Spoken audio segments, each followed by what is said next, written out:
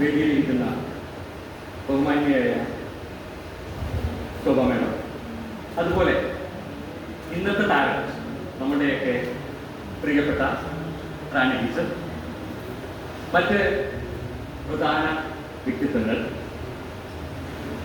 പ്രിയപ്പെട്ടവരെ, നമ്മളോട് ഒത്തുകൂടിയിരിക്കുന്നത് ഒരു വ്യക്തിയുടെ ജീവിതത്തിൽ ഏറ്റവും മനോഹരമായ ഒരു നിമിഷത്തിന് സാക്ഷിയാവുന്നതിന് വേണ്ടിയിട്ടാണ്. എന്താണ് കവിത? ആ ചോദ്യത്തിന് ഒരുപക്ഷെ എന്നേക്കാൾ ഭംഗിയായിട്ട് റാണി ടീച്ചർ ഈ പുസ്തകത്തിൽ ഉത്തരം തന്നെ. അതിനപ്പുറം ഈ കവിത എങ്ങനെയാണ് ഓരോ വ്യക്തികളിലേക്ക് കടന്നു ചെല്ലുന്നത്?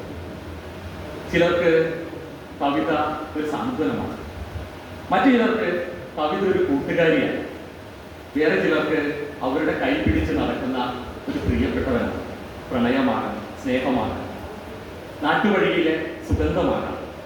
ഓരോരുത്തർക്കും കവിത ഓരോ തരത്തിലാണ്. ഈ കവിതയെ ഞാൻ കാണുന്ന രീതിയിലായിരിക്കില്ല ഇവിടെ ഇരിക്കുന്ന മുഴുവൻ വ്യക്തികളും കണ്ടുപിടിക്കുന്നത്.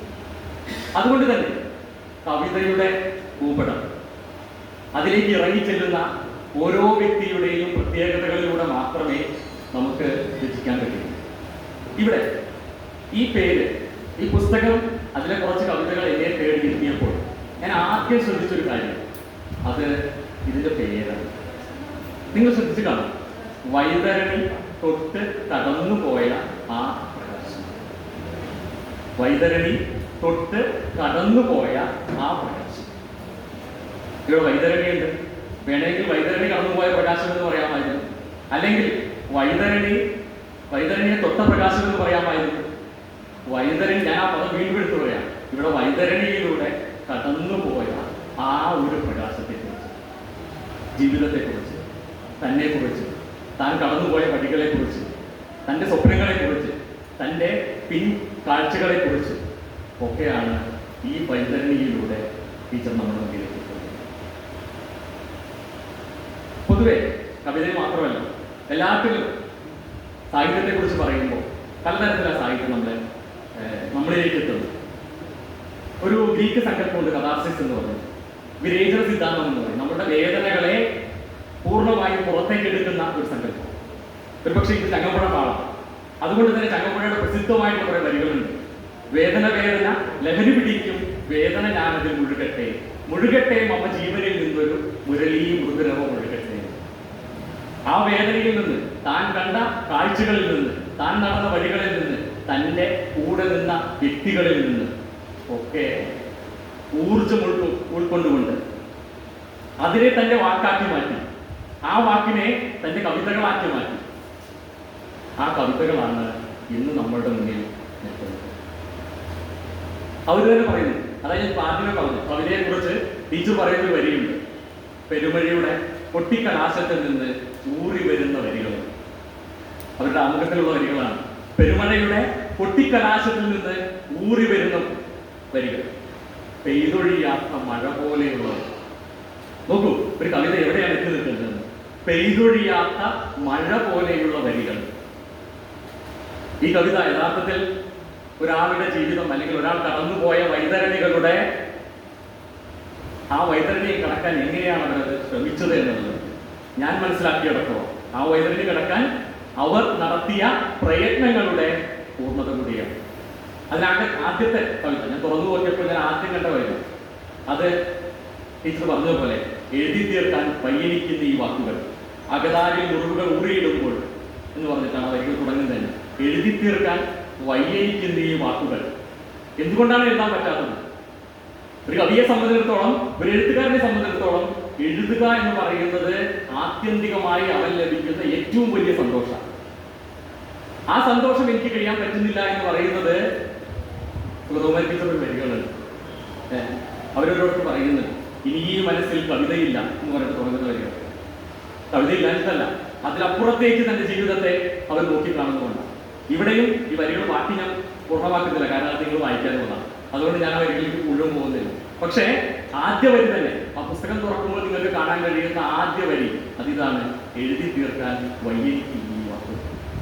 കാരണം ഞാൻ കടന്നുപോയത് അതുപോലെയുള്ള വൈതരണികളിലൂടെ ഇതാണ് എൻ്റെ വൈതരണികൾ, ഇതാണ് ആദ്യം ഞാൻ കടന്നുപോയത്. ഇതിലൂടെ ഈ ഓരോ കവിതകളിലേക്ക് കടക്കുമ്പോൾ 41 കവിതകൾ, ഓരോ കവിതയിലേക്ക് കടക്കുമ്പോൾ അത് ഭംഗിയായി തന്നെ ടീച്ചർ എഴുതി വെച്ചത്.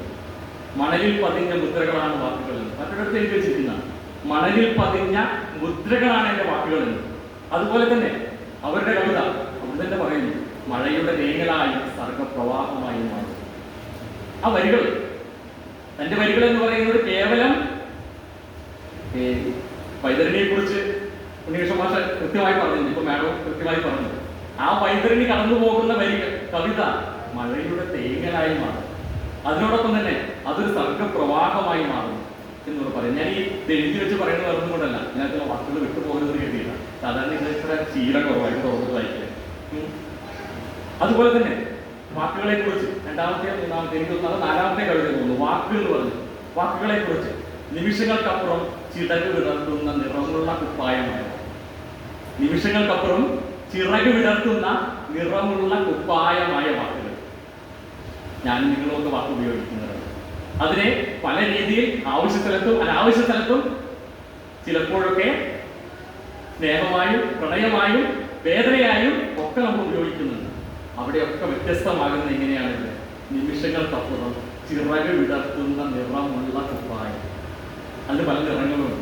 ആ നിറങ്ങളിലേക്ക് ഞാൻ പോകുന്നില്ല, അത് നിങ്ങൾ തന്നെ വായിച്ച് തിരിച്ചറിയുക തന്നെ വേണം. മറ്റൊരിടത്ത് ജീവിതത്തിന്റെ പാഴ്മരങ്ങൾ വരെ പൂക്കാത്ത അകത്തളങ്ങൾ ഉണ്ടെന്ന് പറയുന്നു. ഞാൻ നേരത്തെ പറഞ്ഞ മറ്റൊരു വൈതരണി, ജീവിതത്തിന്റെ പാഴ്മരങ്ങൾ വരെ പൂക്കാത്ത അകത്തളങ്ങൾ. ആ അകത്തളങ്ങളിലാണ് അവർക്ക് വാക്ക് കവിതയായി മാറുന്നത്. ആ അകത്തളങ്ങളിലൂടെ അവർ കടന്നു പോകുമ്പോൾ അവരനുഭവിച്ച വേദനയും അവരനുഭവിച്ച തീക്ഷ്ണമായ പ്രശ്നങ്ങളുമാണ് ആ വൈതരണിയിൽ അവർ കാണിക്കുന്നത്. ആ വാക്കുകളാണ് അവർക്ക് പ്രകാശമാണ്.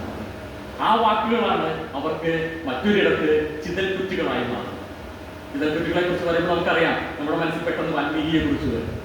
ആ ചിതൽക്കുറ്റി പൊട്ടിച്ച് ഒരു രാമായണം എന്ന് പറയുന്ന ഒരു മഹാകാവ്യത്തിലേക്ക് കടന്നു പോകാൻ ഒരു വ്യക്തിക്ക് കഴിഞ്ഞിട്ടുണ്ടെങ്കിൽ, ഇവിടെ വൈതരണിയുടെ ചിതൽക്കുറ്റികൾ പൊട്ടിച്ചുകൊണ്ട് റാണി ടീച്ചർക്ക് കടന്നു പോകാൻ കഴിയുന്നത് പുതിയൊരു ലോകത്തിലേക്ക്. വേറൊരിടത്ത് ഓളങ്ങൾക്കപ്പുറം വഴി തെറ്റിപ്പോയ വാക്കുകളായി തോന്നുന്നു. ഈ വാക്കുകളെ കവിതയിൽ പല സ്ഥലത്തും വാക്ക് എന്ന് പറയുന്നതിനെ വ്യത്യസ്തമായ രീതിയിൽ തന്നെ ടീച്ചർ ആവിഷ്കരിച്ചിട്ടുണ്ട്.